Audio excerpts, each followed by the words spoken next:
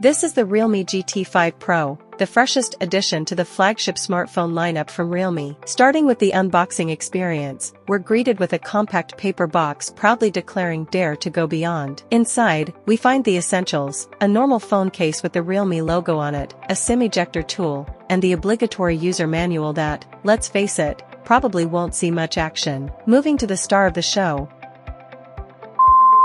the phone itself. It has a white finish called Bright Moon, which is a white hue with subtle warm tones. Beneath the phone, we get a Type-A charger and a Type-A to Type-C charging cable, simple and straightforward. Taking a closer look at the phone's design, it bears a resemblance to last year's flagship models from other brands, sporting a sizable circular camera module at the back. The Realme twist, shifting the logo to the right side. Now, onto the camera system. The GT5 Pro boasts a 50-megapixel main camera with optical image stabilization, an 8-megapixel ultra-wide, and a 50-megapixel telephoto with OIS and a 65mm focal length. The front-facing camera keeps it at 32 megapixels. Moving to the front display, we're looking at a spacious 6.78-inch screen with a resolution of 2780 by 1264. And, yes, it's equipped with LTPO technology, offering an adjustable refresh rate. Under the hood, the GT5 Pro houses a Snapdragon 8 Gen 3 chipset, paired with a maximum of 16 GB of RAM and a whopping 1 TB of storage. Powering this flagship processor is a substantial 5400 mAh battery,